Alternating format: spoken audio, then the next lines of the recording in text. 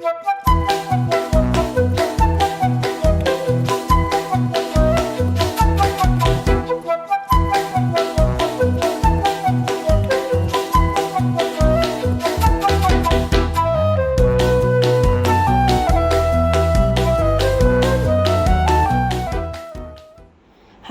ನಮಸ್ಕಾರ, ಬನ್ನಿ ನಮ್ಮ ಬೆಳ್ಳಿ ಗುಂಡೂಸ್ ಕಿಚನ್ಗೆ. ಇವತ್ತು ನಾವು ಒಂದು ಹೆಲ್ದಿಯಾಗಿರೋವಂಥ ಬ್ರೇಕ್ಫಾಸ್ಟ್ ಮಾಡೋಣ. ವಿಡಿಯೋನ ಎಲ್ಲೂ ಸ್ಕಿಪ್ ಮಾಡಿದೆ ನೋಡಿ. ನಾನು ಕೆಲವೊಂದು ಟಿಪ್ಸ್ ಕೂಡ ಕೊಟ್ಟಿದ್ದೀನಿ ಮಧ್ಯದಲ್ಲಿ, ಮತ್ತು ಟೇಸ್ಟ್ ಎನ್ಹಾನ್ಸ್ ಮಾಡೋಕ್ಕೆ ಏನೇನು ಮಾಡಬೇಕು ಅನ್ನೋದು ಕೂಡ ಹೇಳಿದ್ದೀನಿ. ಇದರಲ್ಲಿ ನಾವು ಇವತ್ತು ಇಡ್ಲಿ, ರಾಗಿದು, ಹಾಗೆ ಒಂದು ಕಡಲೆಕಾಯಿ ಬೀಜದ ಚಟ್ನಿ ಮತ್ತು ಒಂದು ಒಳ್ಳೆ ಮಿಲ್ಕ್ ಶೇಕ್ ಹೇಗೆ ಮಾಡೋದು ಅನ್ನೋದನ್ನು ನಾನು ಹೇಳ್ಕೊಡ್ತೀನಿ. ಬನ್ನಿ ಹಾಗಾದರೆ ಮೊದಲಿಗೆ ಈ ಒಂದು ರೆಸಿಪಿಗೆ ಏನೇನು ಬೇಕು ಅನ್ನೋ ಇಂಗ್ರೀಡಿಯೆಂಟ್ಸ್ನ ಲಿಸ್ಟನ್ನ ಹೇಳ್ತೀನಿ. ಮೊದಲಿಗೆ ಇಡ್ಲಿ ಮಾಡ್ಕೊಳ್ಳೋದಕ್ಕೆ ಇದು ನೋಡಿ, ನಾನು ಉದ್ದಿನ ಬೇಳೆ ತೊಗೊಂಡಿದ್ದೀನಿ. ಉದ್ದಿನ ಬೇಳೆ ಆದರೂ ತೊಗೋಬೋದು, ಉದ್ದಿನ ಕಾಳಾದರೂ ತೊಗೋಬೋದು, ಯಾವುದಾದ್ರೂ ತೊಗೋಬೋದು. ಉದ್ದಿನ ಬೇಳೆಗೆ 1 ಕಪ್ಪು, ಹಾಗೆ 1 ಕಪ್ಪು ಇಡ್ಲಿ ಅಕ್ಕಿ ಅಥವಾ ದೋಸೆ ಅಕ್ಕಿ ಅಥವಾ ರೇಷನ್ ಅಕ್ಕಿ ಯಾವುದಾದ್ರೂ ಸರಿ, ಆ ಥರ ಒಂದು ಅಕ್ಕಿ ತೊಗೊಂಡು ನೀಟಾಗಿ ಒಂದು 3-4 ಸತಿ ಚೆನ್ನಾಗಿ ತೊಳೆದ್ಬಿಟ್ಟು ಇದನ್ನು ನೆನೆ ಇಟ್ಕೋಬೇಕು. ನಾವು ಒಂದು 4ರಿಂದ 5 ಗಂಟೆ ಕಾಲ ಇದು ಚೆನ್ನಾಗೇ ನೆನಿಬೇಕು. ಸೊ ಹಾಗಾಗಿ ಇದು ನೋಡಿ, ಇವಾಗ ನಾನು ತೊಳ್ಕೊಂಡಿದ್ದೀನಿ. ಇದನ್ನು ನೀರು ಹಾಕಿಬಿಟ್ಟು ನೆನೆಯೋಕ್ಕೆ ಇಟ್ಬಿಡೋಣ.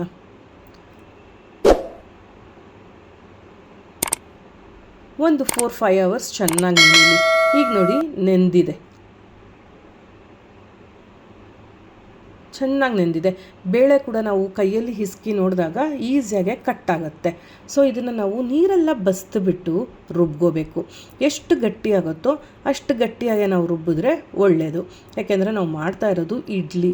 ಸೊ ಇಡ್ಲಿ ಸ್ವಲ್ಪ ಹಿಟ್ಟು ನೀರಾಯಿತು ಅಂತಂದರೆ ಬೇಯೋದು ಕಷ್ಟ, ಹಾಗೆ ಮೆತ್ತಗಾಗಲ್ಲ, ಗಟ್ಟಿಯಾಗಿಬಿಡುತ್ತೆ ಇಡ್ಲಿ.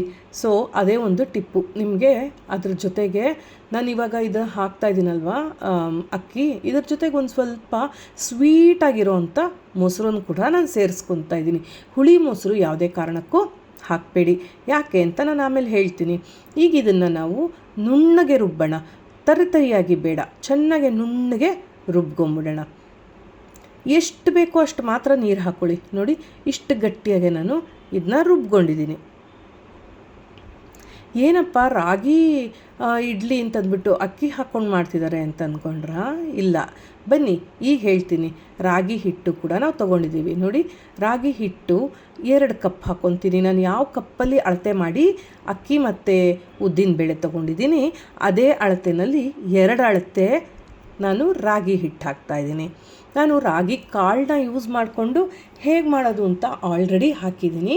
ಇವಾಗ ನೋಡಿ, ಇದು ನಾವು ಎಷ್ಟು ಗಟ್ಟಿ ಇದೆ ಅಂತ ನೋಡಿಕೊಂಡು ಆಮೇಲೆ ರಾಗಿ ಹಿಟ್ಟಿಗೆ ನೀರು ಬೆರೆಸ್ಕೋಬೇಕು. ಹಿಟ್ಟನ್ನು ಡೈರೆಕ್ಟಾಗಿ ನಾವು ಇದಕ್ಕೆ ಅಕ್ಕಿದು ನಾವು ಮಾಡಿ ಇಟ್ಕೊಂಡಿದ್ದೀವಲ್ಲ ಅದಕ್ಕೆ ಹಾಕಬಾರ್ದು. ಈಗ ರುಚಿ ನೋಡಿಕೊಂಡು ನಮಗೆ ಎಷ್ಟು ಬೇಕಾಗತ್ತೆ ಅಂತ ಅಂದಾಜಿರುತ್ತೆ ಅಲ್ಲ, ಆ ಅಳತೆಯಲ್ಲಿ ನಾವು ಉಪ್ಪು ಹಾಕ್ಕೋಬೇಕು. ಇದ್ರ ಜೊತೆಗೆ ಇನ್ನೊಂದು ಸ್ಪೆಷಲ್ ಇಂಗ್ರೀಡಿಯೆಂಟ್ ಅಂದರೆ ಇದಕ್ಕೆ ನಾವು ಒಂದು ಸ್ವಲ್ಪ ಎಣ್ಣೆ ಹಾಕ್ಕೋಬೇಕು.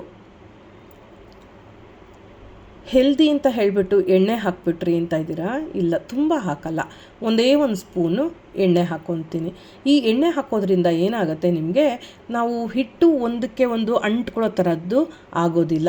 ಸಾಫ್ಟಾಗೆ ಇಡ್ಲಿ ತುಂಬ ಅಂದರೆ ತುಂಬಾ ಸಾಫ್ಟಾಗೆ ತುಂಬಾ ಚೆನ್ನಾಗೆ ಬರುತ್ತೆ. ಹಾಗಾಗಿ 1 ಸ್ಪೂನು ನಾನು ಇಡ್ಲಿಗೆ ಎಣ್ಣೆ ಮಿಕ್ಸ್ ಮಾಡ್ತೀನಿ. ಅಕ್ಕಿ ಇಡ್ಲಿ ಆಗಿರ್ಬೋದು, ರಾಗಿ ಇಡ್ಲಿ ಆಗಿರ್ಬೋದು, ಎರಡಕ್ಕೂ ಕೂಡ ನಾನು ಹಾಕ್ತಾಯಿದ್ದೀನಿ. ಆದರೆ ಇಲ್ಲಿ ಯಾವುದೇ ಕಾರಣಕ್ಕೂ ನಾನು ಯಾವ ಸೋಡಾಗಳಾಗಲಿ ಬೇರೆ ಥರದ್ದು ಯಾವುದೇ ಏಜೆಂಟ್ಗಳಾಗಲಿ ನಾನು ಹಾಕೋದಿಲ್ಲ. ಸ್ಪೂನಲ್ಲಿ ಈ ಥರ 1-2 ಸತಿ ಕಲ್ಕೊಂಬಿಡಿ ಇದನ್ನು. ಈಗ ನೋಡಿ ಚೆನ್ನಾಗಿ ಮಿಕ್ಸಪ್ ಆಗಿದೆ ಅಲ್ಲ. ಈಗ ನಾವು ಇದನ್ನು ಕೈಯಿಂದ 1 ಸತಿ ಕಲಕಬೇಕು. ಈ ಥರ ಚೆನ್ನಾಗೆ ಮಾಡೋದ್ರಿಂದ ನಮಗೇನಾಗುತ್ತೆ, ಫ್ಲಫಿಯಾಗಿ ಇರುತ್ತೆ ಇಡ್ಲಿ ಅನ್ನೋದು.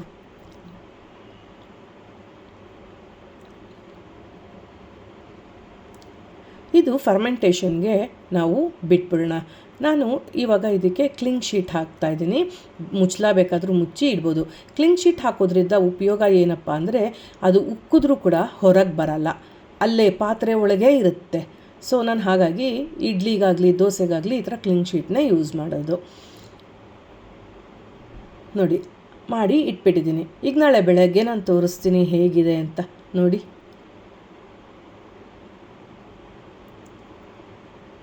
ಬೆಳಗ್ಗೆ ನಾನು ಬ್ರೇಕ್ಫಾಸ್ಟ್ಗೆ ಅಂತ ತೆಗೆದೆ. ನೋಡಿ ಎಷ್ಟು ಚೆನ್ನಾಗಾಗಿದೆ. ರಾತ್ರಿ 9-9:30 ನಾನು ರುಬ್ಬಿಟ್ಟಿರೋದು. ಈಗ ನೋಡಿ ಬೆಳಗ್ಗೆ 8:30. ಎಷ್ಟು ಚೆನ್ನಾಗಾಗಿದೆ ಅಂದರೆ ಸಕ್ಕತ್ತಾಯ್ತು, ಪರ್ಫೆಕ್ಟಾಗಿದೆ. ನಮಗೆ ಹೆಂಗೆ ಬೇಕೋ ಹಿಟ್ಟು ಆ ಹದದಲ್ಲಿ ಪರ್ಫೆಕ್ಟಾಗಿದೆ. ಈ ಥರ ಗಟ್ಟಿಯಾಗೇ ನೀವು ಮಾಡ್ಕೋಬೇಕು, ಆವಾಗಲೇ ನಿಮಗೆ ಇಡ್ಲಿ ತುಂಬಾ ಚೆನ್ನಾಗಿ ಬರೋದು. ಈಗ ನೋಡಿ ನಾನು ಒಂದು 4 ಪ್ಲೇಟ್ಗೆ ಹಾಕ್ತಾಯಿದ್ದೀನಿ ಇಡ್ಲಿನ. ನಾವು ನಾರ್ಮಲಾಗಿ ಇಡ್ಲಿಗಳೆಲ್ಲ ಹೇಗೆ ಮಾಡ್ತೀವಿ ಅದೇ ಥರನೇ ಒಂದು 3/4 ಭಾಗ ಅಂದರೆ ಪ್ಲೇಟಲ್ಲಿ ಆ ಇಡ್ಲಿ ಹೋಲ್ಸ್ ಇರುತ್ತಲ್ಲ ಅದಕ್ಕೆ ಒಂದು 3/4 ಭಾಗ ಹಾಕ್ಕೊಂಡ್ರೆ ಸಾಕಾಗುತ್ತೆ. ಈ ಥರ ಫುಲ್ಲು ಗ್ರೀಸ್ ಮಾಡಿಬಿಟ್ಟು ಅದಕ್ಕೆ ಒಂದಷ್ಟು ಹಾಕ್ಕೊಂಡ್ರೆ ಸಾಕು. ಇದಕ್ಕೆ ರಾಗಿ ಹಿಟ್ಟು ಹಾಕಿದ್ದೀವಿ ಗಟ್ಟಿ ಆಗಿಬಿಡತ್ತಾ ಅಂತ ಕೇಳ್ಬೋದು. ಇಲ್ಲ, ರಾಗಿ ಹಿಟ್ಟು ಹಾಕಿದ್ರೂ ಗಟ್ಟಿ ಆಗಲ್ಲ. ಕೆಲವು ಸತಿ ಏನಾಗುತ್ತೆ ಅಂದರೆ ನಾವು ರಾಗಿ ತೊಗೊಂಡು ಮಾಡೋವಾಗ ತುಂಬ ಬ್ಲ್ಯಾಕಿಶ್ ಬರುತ್ತೆ. ಆ ಬ್ಲ್ಯಾಕಿಶ್ ಬಂದಾಗ ಮಕ್ಕಳು ಏನು ಮಾಡ್ತಾರೆ ಅಂದರೆ ಕಪ್ಪಗಿದೆ ತಿನ್ನಲ್ಲ ಅಂತ ಹೇಳ್ತಾರೆ. ತುಂಬ ಜನನ ನೋಡಿದ್ದೀನಿ.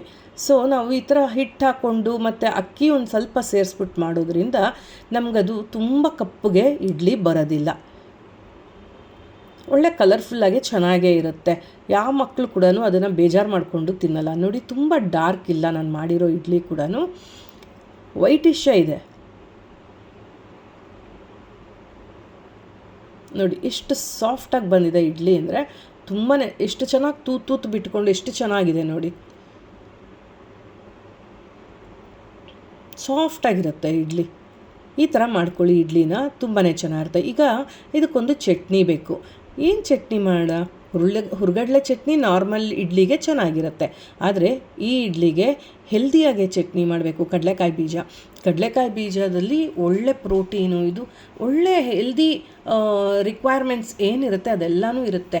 ಬೆಳಗ್ಗೆ ಹೊತ್ತು ಕೂಡ ನಮಗೆ ಡಾಕ್ಟ್ರುಗಳು ಹೇಳ್ತಾರೆ ಒಂದು ಸ್ವಲ್ಪ ಕಡಲೆಕಾಯಿ ಬೀಜ ತಿನ್ನಬೇಕು ನೆನೆಸ್ಕೊಂಡು ಅಂತ.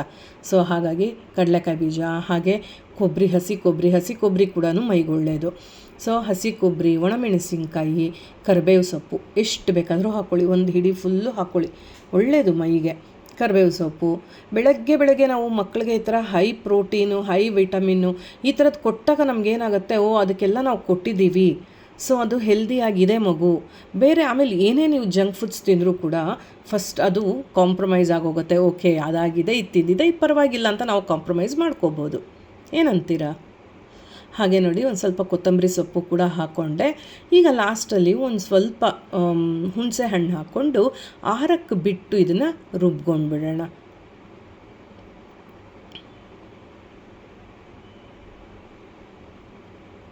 ತುಂಬ ಅಂದರೆ ತುಂಬಾ ಟೇಸ್ಟಿಯಾಗಿರುತ್ತೆ.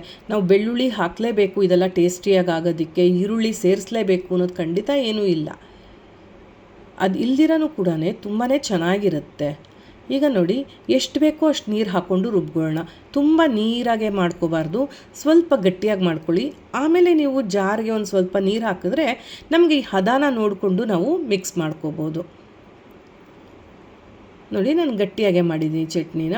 ಈಗ ಇದಕ್ಕೊಂದು ಸ್ವಲ್ಪ ನೀರು ಸೇರಿಸಿ ಹಾಕ್ಕೊತೀನಿ.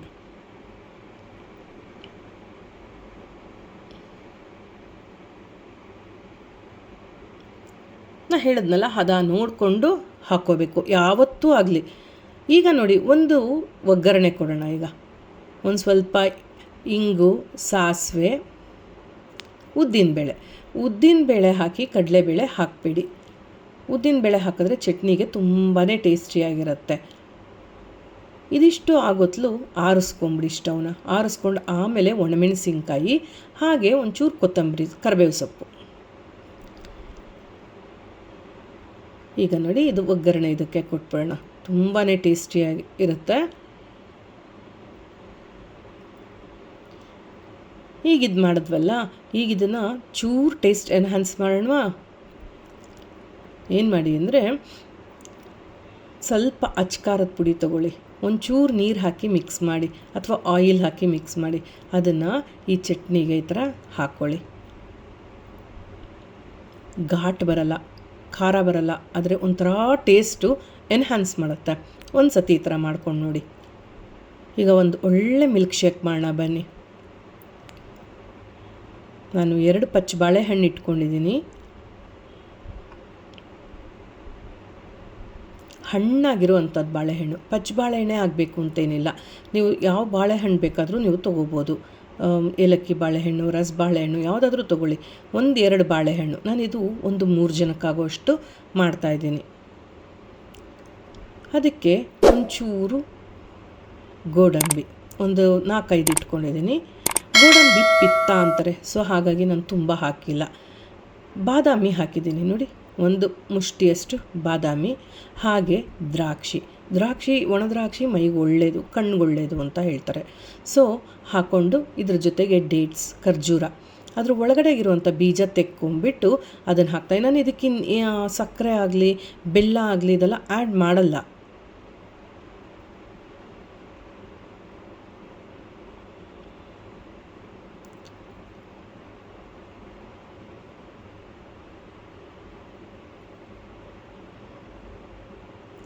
ಈಗ ನೋಡಿ 1-2-3 ಐಸ್ ಕ್ಯೂಬ್ಸ್ ಹಾಕ್ಕೊಳ್ಳಿ. ಕೂಲಾಗೆ, ಸಮ್ಮರಲ್ಲ, ಕೂಲಾಗೆ ಚೆನ್ನಾಗಿರುತ್ತೆ. ಈಗ ಇದನ್ನ ಚೆನ್ನಾಗಿ ಮಿಕ್ಸಿ ಹಾಕ್ಕೊಂಬಿಟ್ಟು ನುಣ್ಣಗೆ ರುಬ್ಕೊಂಡ್ಬಿಡಿ. ಹಾಲು ಸೇರಿಸ್ಕೊಳ್ಳಿ. ಇದಕ್ಕೆ ಹಾಲು ಸೇರಿಸ್ಕೊಂಬಿಟ್ಟು ಚೆನ್ನಾಗಿ ನುಣ್ಣಗೆ ಮಿಕ್ಸಿ ಮಾಡ್ಕೊಂಡ್ಬಿಡಿ. ಸೂಪರಾಗಿರೋ ಮಿಲ್ಕ್ ಶೇಕ್ ರೆಡಿ ಆಗುತ್ತೆ. ಮಕ್ಕಳಿಗೆ ಹೊರಗಡೆ ಹೋದ ತಕ್ಷಣ ಮಕ್ಕಳು ಕೇಳೋದು, ಏನಾದರೂ ತೊಗೋಬೇಕು ಅಂತ ಕೇಳಿದ್ರೆ ಅವರು ನಂಗೆ ಮಿಲ್ಕ್ ಶೇಕ್ ಬೇಕು ಅಂತಾರೆ. ಈ ಥರ ಮನೇಲಿ ಮಾಡಿಕೊಡ್ಬೋದಲ್ಲ ಮಿಲ್ಕ್ ಶೇಕು. ನೋಡಿ, ಈಗ ಹೆಲ್ದಿಯಾಗಿರೋವಂಥ ರಾಗಿ ಇಡ್ಲಿ, ಅದ್ರ ಜೊತೆ ಒಂಚೂರು ಚಟ್ನಿ, ಹಾಗೆ ಮಿಲ್ಕ್ ಶೇಕ್.